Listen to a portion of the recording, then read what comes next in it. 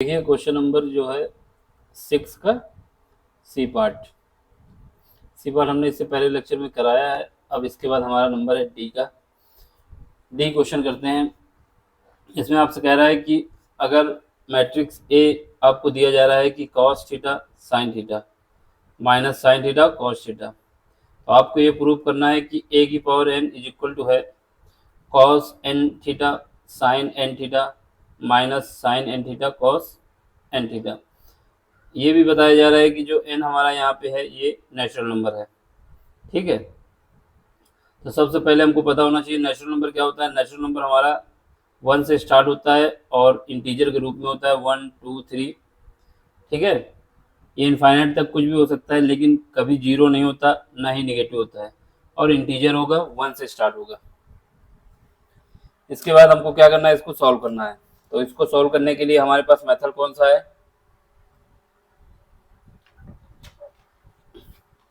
Induction method होता है, जिसको मैथमेटिकल इंडक्शन मेथड भी कहा जा सकता है। ठीक है, हिंदी मीडियम में देख लें यूपी बोर्ड वाले, इसमें क्या है, सेम वही एक गिवन है, सिद्ध करना है ये, और एन के विषय में बताया गया है नेचुरल नंबर है। ठीक है, तो यहाँ पर जो मेथड यूज करेंगे वो आगमन मेथड कहा जाता है हिंदी में, जिसको इंग्लिश में कहा जाता है इंडक्शन मेथड, उसका यूज करना है। जो गिवन है उसको लिखना है। क्या गिवन है, गिवन है हमारे पास, गिवन है कि matrix A is equal to हमारे पास है, क्या लिखेंगे, रो वाइज लिखेंगे, कॉस थीटा साइन थीटा पहली रो पे, यहाँ पर कॉस थीटा, ठीक है, और साइन थीटा। दूसरी रो पे क्या है, minus sine theta cos theta, minus sine theta और कॉस थीटा। ठीक है, एक मिनट रुको, मैं चेक कर लें सही है कि नहीं। हेलो हेलो, ठीक है ठीक है, तो ये हमारे पास गिवन है। और जो प्रूव करना है वो लिख लो। प्रूव क्या करना है, ए की power N is equal to है, यहाँ पे याद रखना कॉस थीटा साइन थीटा फिर minus sine theta cos theta, check कर लेना, cos theta sine theta minus sine theta cos theta, ये डायगोनल में है एक दूसरे के। ठीक है, प्रूव क्या करना है, ए की power N is equal to हमारे पास ये है, प्रूव करना है जो हमको, उसको लिख लो। प्रूव ए की पावर एन क्या है, ये है हमारे पास कॉस एन थीटा और साइन एन थीटा, इसके बाद माइनस साइन एन थीटा और कॉस एन थीटा। चेक कर लेना एक बार, cos n theta sine n theta minus sine n theta cos n theta. ठीक है, तो ये हमें प्रूव करना है। इसके बाद हमको बताया जा रहा है कि स्मॉल एन जो है वो मेरा नेचुरल नंबर पे बिलोंग करता है। ठीक है, ये हमको बताया गया है। तो हिंदी मीडियम वाले लिखेंगे आगमन मेथड और इंग्लिश वाले कहेंगे इंडक्शन मेथड। तो हमारा इंडक्शन मेथड क्या है ये देख लो, mathematical induction method. Induction method जो है, इंडक्शन मेथड में क्या होता है, इसमें 3 स्टेप यूज किए जाते हैं। स्टेप फर्स्ट, पहला स्टेप यूज किया जाता है, उसमें बताया जाता है कि हमारा जो गिवन कंडीशन है वो n बराबर 1 के लिए सेटिस्फाई करता है और ये ट्रू है। तो चेक करेंगे जहाँ पर n है वहाँ n बराबर 1 रख के चेक करेंगे कि सही है कि नहीं। अगर सही आता है तो ठीक है, फिर उसके बाद हम मान लेते हैं कि n बराबर k के लिए भी ट्रू है। तो n बराबर जहाँ पर k, जहाँ पर n है वहाँ पर k रखेंगे और उसको मान लेंगे ये हमारा ट्रू है। तीसरे स्टेप में क्या किया जाता है, तीसरे स्टेप में n बराबर k प्लस 1 रखा जाता है और इसको प्रूव कर दिया जाता है कि ये इसके लिए भी सही है। अगर दोनों कंडीशन सेटिस्फाई हो जाती हैं तो हमारा मेथड ठीक है और ये क्वेश्चन हमारा सॉल्व हो जाएगा। तो इंडक्शन मेथड का यूज करेंगे। पहला स्टेप लिखेंगे, स्टेप फर्स्ट। ठीक है, स्टेप फर्स्ट में क्या है, n बराबर 1 के लिए ट्रू होना चाहिए। तो लिख देना n बराबर 1 के लिए ट्रू होना चाहिए। फॉर n बराबर 1 इट इज ट्रू। तो हम क्या करेंगे, जो हमारे पास गिवन इक्वेशन है क्या है, a की पावर n वहाँ पर 1 रख देंगे। ठीक है, जिसको हमें प्रूव करना है, n की जगह 1 रखेंगे तो कॉस, यहाँ पे क्या आएगा 1 थीटा। ठीक है, यहाँ पे साइन 1 थीटा, जहाँ पर भी n है वहाँ पर हमको 1 पुट करना है, माइनस साइन क्या आएगा 1 थीटा, और यहाँ पे आ जाएगा कॉस 1 थीटा। ठीक, ये हमारे पास आ गया। तो इसको जब फर्दर सॉल्व करोगे कितना आ जाएगा, यहाँ पे आ जाएगा cos theta sine theta minus sine theta और कॉस थीटा आ गया। ठीक है, तो ये हमारा आ गया। अब हमें क्या करना है, इसको मिलाना है। जो हमारे पास गिवन है ये दोनों बराबर है, हाँ जब मिलाएंगे तो जो हमारे पास ए दिया था वो बराबर आया, इसका मतलब it is true, it is true. तो ये हमारा सही है। तो इसके लिए हम क्या करेंगे, A1 जो आया इसको हम लिख देंगे, यहाँ पे लिख देंगे कॉस थीटा साइन थीटा, ये minus sine theta cos theta, इसको हम इक्वेशन नंबर 1 मान लेंगे। ठीक है, इसके बाद अगला स्टेप करेंगे, स्टेप सेकेंड। स्टेप सेकेंड जब करेंगे तो इसके लिए कलर चेंज कर लेते हैं। स्टेप सेकेंड में क्या है, स्टेप मेरा सेकेंड,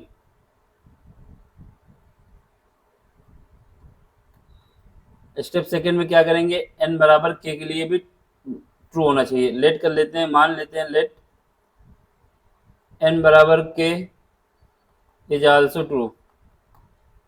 ये हमने एज्यूम कर लिया है कि ये इसके लिए भी ट्रू है। ठीक है, तो हम क्या करेंगे, जहां पर n है वहां पर k रख देंगे, यानी a की पावर k हो जाएगा, और ब्रैकेट में क्या हो जाएगा कॉस k थीटा, यहाँ पे क्या आ जाएगा साइन k थीटा, यहाँ पे क्या आ जाएगा माइनस साइन k थीटा, यहाँ पे आ जाएगा कॉस k थीटा।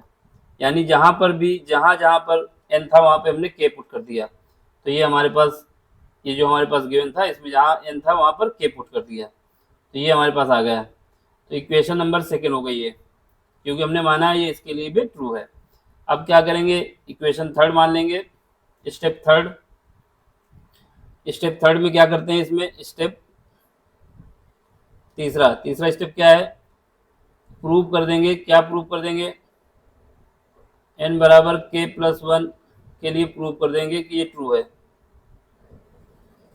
n बराबर k प्लस 1 के लिए प्रूव करेंगे कि ये ट्रू है, यानी n बराबर 1 प्रूव करेंगे, n बराबर k प्लस 1 के लिए प्रूव करेंगे। अगर ये हमारा प्रूव हो जाता है तो इसका मतलब सही होगा। तो इसका मतलब क्या करना है, जहां पर भी n है वहां पर हम क्या रखेंगे, n बराबर k प्लस 1 रखेंगे, यानी a की पावर k प्लस 1 हो जाएगा।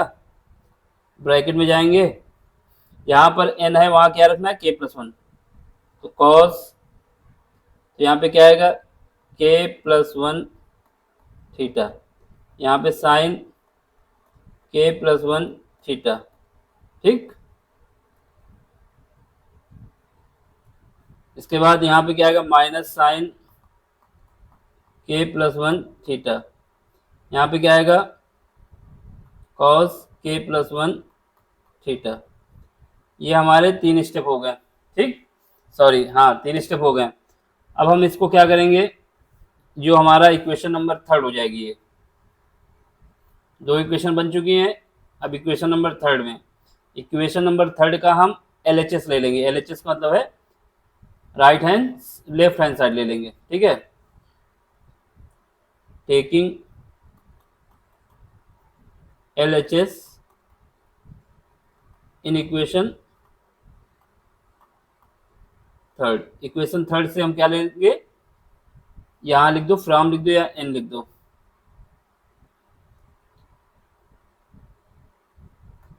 From equation third. ठीक है, तो हमारे पास क्या आएगा, LHS इज इक्वल टू आ जाएगा, LHS इज इक्वल टू आ जाएगा a की पावर क्या है k प्लस 1। जो a की पावर k प्लस 1 आया इसको हम क्या लिख सकते हैं, इसको ये भी लिख सकते हैं a की पावर k प्लस, a की पावर k अलग लिख दें और a की पावर 1 अलग लिख दें। इन दोनों के बेस सेम है, जब बेस सेम होते हैं तो क्या होगा, एडिशन हो जाएगा। ठीक है, तो ये हमारे पास ये हो गया। क्योंकि हम क्या जानते हैं, क्योंकि हम जानते हैं x की पावर a प्लस बी अगर है तो इसको हम ऐसे भी लिख सकते हैं, x की पावर a और b की पावर x की पावर b। अगर बेस सेम होता है तो पावर ऐड हो जाती है, x की पावर b, तो ये हमको पता है। ठीक है, अब हम क्या करेंगे, ए के इंटू ए की पावर 1। अब हमें क्या करना है, जो वैल्यू है ए के की वैल्यू कहाँ से निकालेंगे, ए के की वैल्यू सेकेंड इक्वेशन से रखेंगे, यानी ए के की वैल्यू, ए की पावर के की वैल्यू जो रखेंगे सेकेंड इक्वेशन से, और ए वन कहाँ से रखेंगे, फर्स्ट इक्वेशन से। तो इसको पुट कर देंगे, ए के क्या आ जाएगा हमारे पास, कॉस के प्लस 1 थीटा, ठीक है, और साइन के प्लस 1 थीटा। यहाँ पे क्या आएगा, साइन माइनस का के प्लस 1, सॉरी यहाँ पे के था ना, ये गलती हो गई, एक मिनट, क्योंकि ए के की वैल्यू रखना है। तो यहाँ पे क्या आएगा, कॉस के थीटा और साइन के थीटा। यहाँ पे क्या आएगा, माइनस साइन के थीटा, यहाँ पे आ जाएगा कॉस के थीटा। ये हमारा ए के की वैल्यू आ गई, देख लो ए के की वैल्यू जो दिया है ये, ठीक है। अब इक्वेशन फर्स्ट से हम इसकी वैल्यू रख देंगे, ए वन की वैल्यू, ए की पावर 1 जो है। यहाँ पे क्या आएगा, कॉस थीटा, यहाँ पे साइन थीटा, यहाँ पे माइनस साइन थीटा, यहाँ पे कॉस थीटा, ठीक है। तो ये कहाँ से आया है, from equation first and second, from equation first and second, मतलब पहली और दूसरी इक्वेशन से इस वैल्यू को हमने पुट किया है।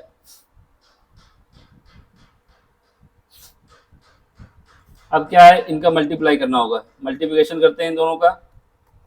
तो मल्टीप्लिकेशन करने के लिए क्या करेंगे, पहली मैट्रिक्स का रो दूसरी मैट्रिक्स के कॉलम C1 पे जब मल्टीप्लाई करेंगे तो पहला एलिमेंट आ जाएगा पहली रो का, फिर उसका दूसरे कॉलम से मल्टीप्लाई करेंगे तो दूसरा एलिमेंट आ जाएगा। तो यहाँ पे कॉलम क्या है, कॉलम ये है और एक कॉलम ये है, दो कॉलम है हमारे पास, ठीक है। ये C1 है, ये क्या है, C1 है, और ये क्या है, ये C2 है। तो लिख देते हैं एक तरफ C1 ऊपर लिख देते हैं थोड़ा, ये C1 कॉलम है, ये C2 कॉलम है, यहाँ पे ये R1 है और ये R2 है। तो पहला मल्टीप्लाई करते हैं,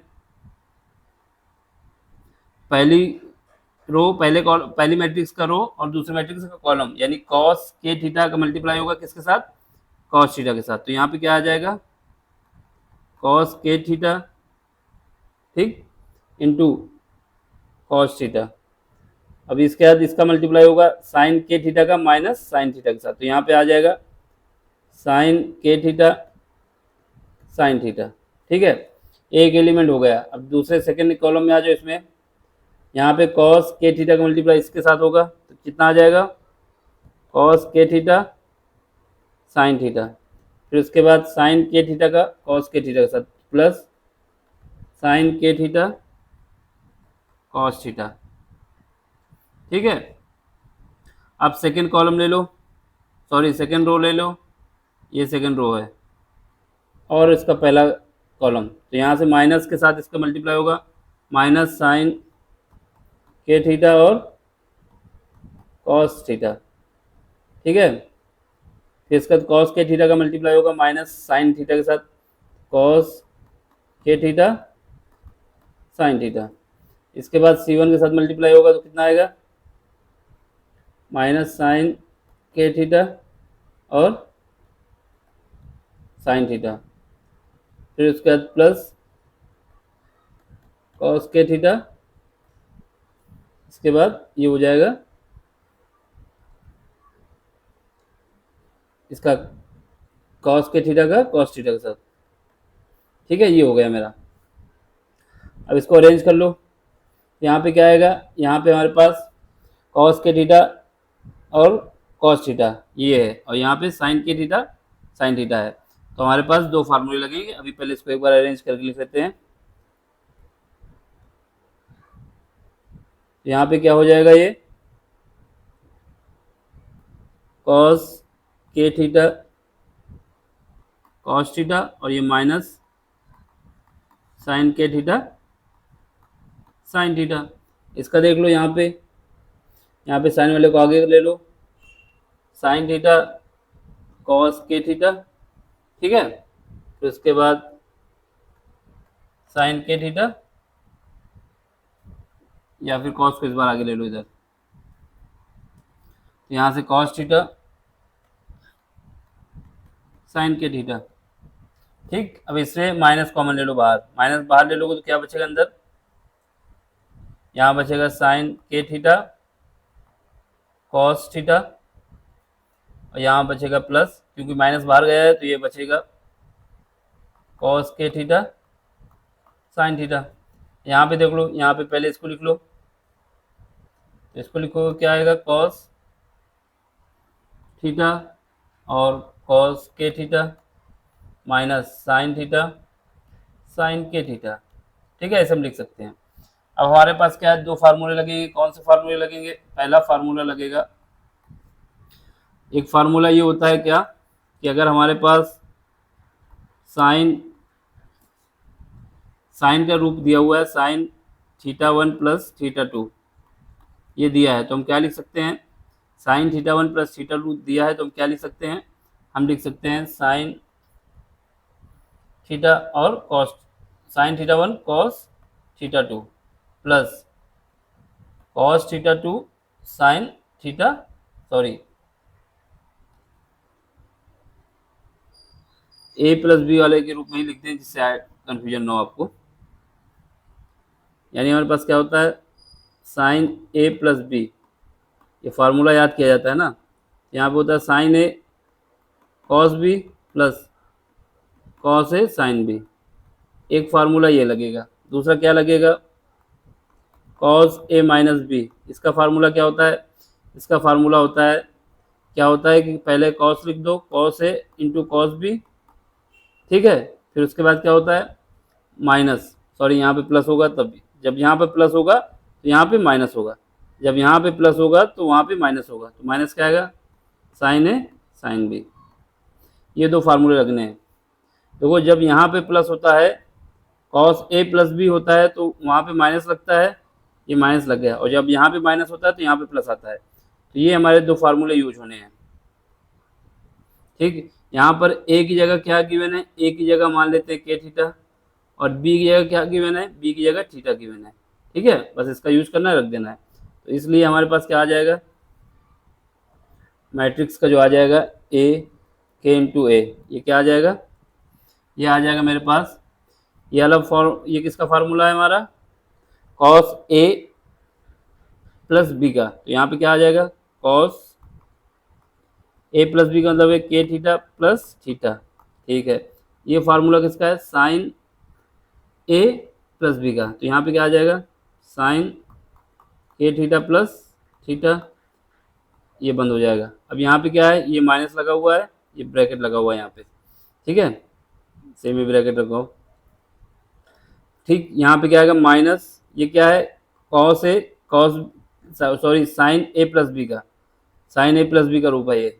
ठीक है, तो यहाँ पे क्या आ जाएगा, साइन के थीटा प्लस थीटा, यहाँ पे क्या है, यहाँ पर वही है कॉस के थीटा प्लस थीटा। ठीक है, अब इसको सॉल्व करोगे तो यहाँ पे क्या आ जाएगा, यहाँ से हम क्या करते हैं, थीटा कॉमन ले लेते हैं।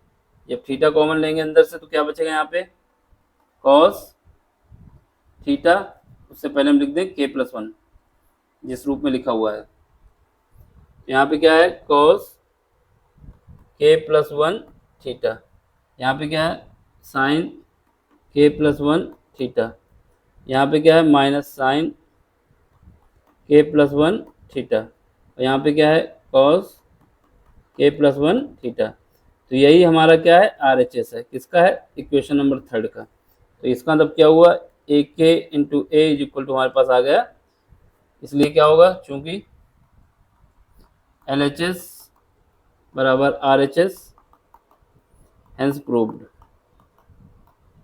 तो जब प्रूव्ड हो गया तो ये हमारा क्वेश्चन सॉल्व हो गया। मिला लो एक बार, यही वैल्यू निकल के आनी थी, वो हमारी निकल के आ गई। ठीक है, अब अगला क्वेश्चन देखना है हमें, ये वैल्यू हमको निकालना था, ये निकल के आ गया, हमारा क्वेश्चन सॉल्व हो गया। अब अगला क्वेश्चन देख लो, इसमें क्या है, इस पार्ट का आखिरी क्वेश्चन है, the probability of solving a question भाई ए के द्वारा जो प्रॉब्लम सॉल्व की जाती है कितना है 1/2 है, और बी के द्वारा जब सॉल्व की जाती है तो कितना है 1/3 है। और इसने बोल दिया है कि ये एक दूसरे पे इंडिपेंडेंट है, यानी डिपेंडेंट नहीं है। ठीक है, इसके बाद क्या है, if both them are try to solve it independently find the probability, यानी आपको ये दोनों एक दूसरे पर डिपेंड नहीं करते हैं, पहली बात इंडिपेंडेंट है। उसके बाद आपको तीन कंडीशन दी गई, दो कंडीशन दी गई, पहला none of them solve it, यानी कोई भी सॉल्व नहीं कर सकता।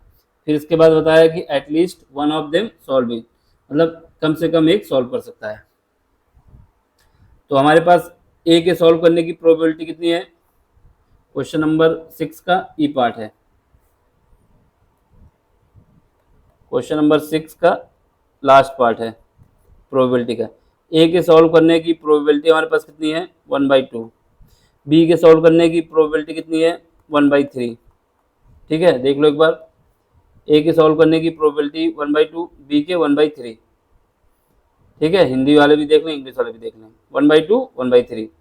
अब इसने क्या कहा है कि ये दोनों एक दूसरे पे डिपेंडेंट नहीं है, independent, for independent case independent, independent के लिए क्या होता है, probability of A into probability of B is equal to होता है probability of A intersection B, ये होता है ना।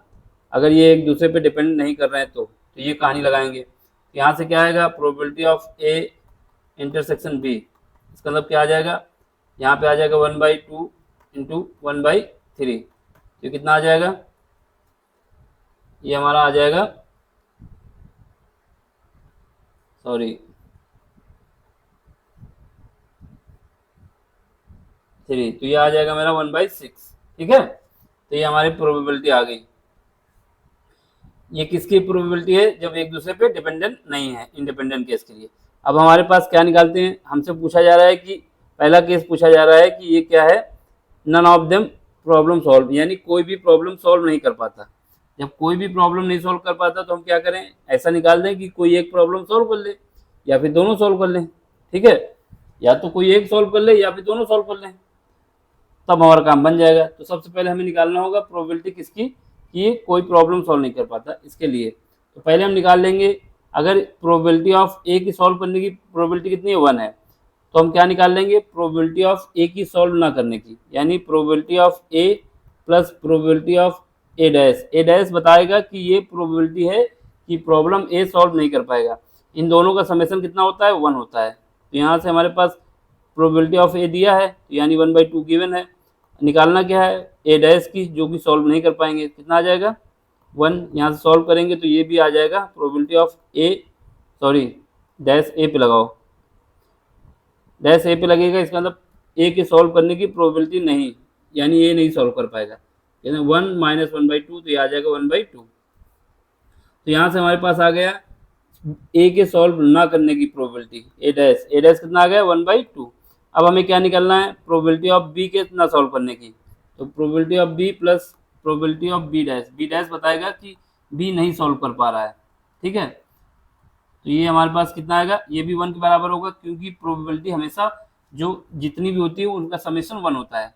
ये कितना है 1/3 है, और प्रोबेबिलिटी ऑफ बी डैश यानी बी के ना सॉल्व करने की, यहाँ से क्या आएगा, ठीक है, यहाँ से 1 - 1/3 सॉल्व करेंगे, कितना आ जाएगा 2/3 आ जाएगा।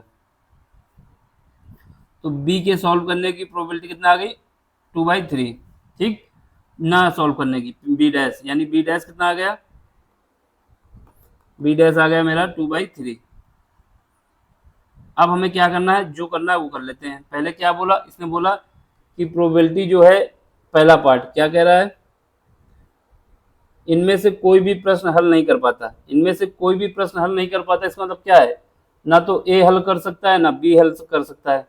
ठीक है, ना तो ए सॉल्व कर पाए ना बी, तो ए के ना सॉल्व करने की प्रोबेबिलिटी कितना है 2/3, बी के सॉल्व ना करने की प्रोबेबिलिटी कितना है 1/2, यानी ना तो ए सॉल्व कर सकता है ना बी, तो इसका मतलब क्या होगा, इन दोनों को लिख दिया जाए, probability of A dash into probability of B dash, इसका मतलब होगा ये दोनों सॉल्व नहीं कर सकते, कितना आएगा 1/2 इंटू 2/3, तो कितना आ जाएगा 1/3 है।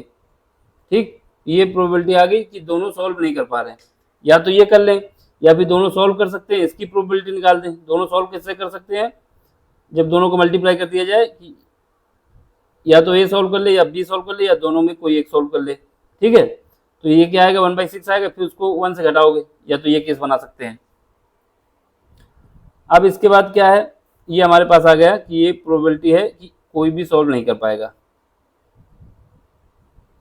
ठीक, दूसरा केस हम ये लगा सकते हैं, या तो इसी में क्या कर सकते हैं कि हम निकाल लें कि A union B. A union B का मतलब है या तो ए सॉल्व कर लेता है या फिर या तो ए सॉल्व कर लेगा या फिर बी सॉल्व कर लेगा। ये हमारे पास इसका फार्मूला क्या होता है, इसका फार्मूला हमारे पास ये होता है, तो इसका यूज कर लें। यहाँ से हमारे पास क्या है, यूनियन निकल आएगा कि ए के सॉल्व करने की प्रोबेबिलिटी या फिर ए सॉल्व करे या बी सॉल्व करे। तो ये क्या है, यहाँ पे हमारे पास 1/2 है, ये कितना 1/3 है, ये कितना निकाला 1/6 निकाला। इसको सॉल्व करो, यहाँ से एलसीएम कितना आ जाएगा 6, तो यहाँ पे कितना आएगा 3, यहाँ पे 2, यहाँ पे 1, तो कितना आ जाएगा, ये हमारे पास आ जाएगा 4/6। 4/6 आया, यानी इसको 2 से डिवाइड करेंगे तो 2/3। ये 2/3 क्या आया है, 2/3 आया है कि या तो ए सॉल्व कर लेगा या बी सॉल्व कर लेगा या फिर दोनों सॉल्व कर लेंगे। अब हमें क्या निकालना है कि दोनों सॉल्व नहीं कर पाएंगे कोई भी, तो probability of A union B, ठीक है, plus probability of A union B dash, dash बताएगा कि ये दोनों सॉल्व नहीं कर पाएंगे, इज इक्वल टू 1 होता है समेशन। यहाँ पे क्या है 2/3, ठीक है, ये क्या है probability of A union B dash 1 आ जाएगा यहाँ से। ठीक, जब इसको यहाँ से निकाल लेंगे ए यूनियन बी डैश कितना आ जाएगा 1 - 2/3, ये कितना आएगा 1/3। इसका मतलब क्या है, मेरा आंसर ये वाला सही है। ठीक है, या तो ऐसे कर लें या फिर हम ये फार्मूला लगा के इसको ऐसे सॉल्व कर सकते हैं। ठीक है, दोनों तरीके से हमने चेक कर लिया। ये प्रोबेबिलिटी आ रही कि दोनों प्रॉब्लम सॉल्व नहीं कर पाएंगे। ठीक है, तो ये हमारा आंसर आ गया। या तो ये आंसर लगा लें, इस तरीके से कर लें यूनियन का फार्मूला लगा के, या फिर सीधे हम क्या करेंगे दोनों की नहीं सॉल्व करने की प्रोबेबिलिटी निकालेंगे और उसका मल्टीप्लाई कर देंगे तो हमारे पास आंसर आ जाएगा। ठीक है, अब दूसरा केस, ये पहला केस हो गया मेरा। अब दूसरा केस में क्या कह रहा है, दूसरे केस में कह रहा है कम से कम एक इसे हल कर ले, मतलब मिनिमम एक लोग तो हल कर ही सकते हैं सॉल्व। एटलीस्ट, ये शब्द इंपॉर्टेंट है, at least one of them solve it. इसका मतलब क्या होगा, इसका मतलब ये हुआ या तो ए सॉल्व कर ले और बी ना सॉल्व कर पाए। सेकंड केस में क्या होगा, सेकंड केस में हमारा केस कितना बनेगा देख लो। सेकंड केस का ये केस बनेगा सेकंड पार्ट का, या तो ए सॉल्व कर ले, ए सॉल्व कर ले ए की प्रोबेबिलिटी, ठीक है, और बी ना सॉल्व कर पाए तो बी डैश हो जाएगा। ठीक, या फिर हम कह सकते हैं कि एंड, या तो बी यानी ए ना सॉल्व कर पाए और बी सॉल्व कर ले, ये लिख सकते हैं। ठीक है, या फिर दोनों ही सॉल्व कर ले, क्योंकि इसने बोला है कि कम से कम एक तो सॉल्व करेगा ही, ज़्यादा से ज़्यादा दो हो सकते हैं ना, तो probability of A into probability of B ये लगा दें। तो इसका मतलब इसको सॉल्व कर लेंगे तो हमारे पास सेकंड केस का कंडीशन निकल आएगी कि at least 1 person can be solve. इसका मतलब क्या होगा, इसका मतलब होगा कि एक तो सॉल्व कर ही लेगा। एटलीस्ट का मतलब होता है कि एक, कम से कम एक, लेकिन मैक्सिमम के लिए कोई लिमिट नहीं है। मैक्सिमम के लिए जितना हमारे पास कंडीशन दी है उतनी यूज कर लेंगे। तो एटलीस्ट 1 हिंदी के लिए क्या लिखा हुआ है, कम से कम एक। ठीक है, बात वही दोनों, तो बस इसको सॉल्व करना है, आंसर आ जाएगा। इसकी प्रोबेबिलिटी कितना है 1/2 है। इसकी कितना हमने निकाला है, इसकी निकाला है देख लो एक बार, बी डैश कितना निकाला है, बी डैश हमने निकाला है 2/3, तो इसको लिख दो 2/3, यानी ए ने सॉल्व किया बी ने सॉल्व नहीं किया, प्लस अब इसके बाद इसकी कितनी है, ए के ना सॉल्व करने की, ये कितना, ये भी 1/2 है और बी के सॉल्व करने की 1/3 है। अब दोनों को सॉल्व करने की कितना 1/2 और 1/3, ये हमको गिवन है। इसको सॉल्व कर लो, यहाँ से 2 से 2 कट जाएगा, कितना बचेगा 1/3 बचेगा। यहाँ से कितना बचेगा 1/6 बचेगा, और यहाँ पे कितना बचेगा 1/6 बचेगा। एलसीएम कितना आ जाएगा 6 आ जाएगा। ठीक है, 6 आएगा तो यहाँ पे 2 बचेगा, यहाँ पे 1, यहाँ पे 1, ये कितना बचेगा 4/6, ये कितना आ जाएगा 2/3। तो ये हमारा आंसर आ जाएगा। क्या आ जाएगा आंसर, ये आंसर हो गया मेरा। इसमें क्या है कि कम से कम एक पर्सन ने सॉल्व किया है। ठीक है, तो इससे हमारे क्या हो गए, ये पार्ट 6 के सारे क्वेश्चन हो चुके हैं। अब पार्ट हमारा 7 बचा है, 8 बचा है और 9 बचा है। ठीक है, तो इसको भी करा के अलग अलग करा रहे हैं सब पार्ट। अब आपको समझ में आया तो लाइक भी करना है, शेयर भी करना है, सब्सक्राइब भी करना है। और थैंक यू फॉर वॉचिंग।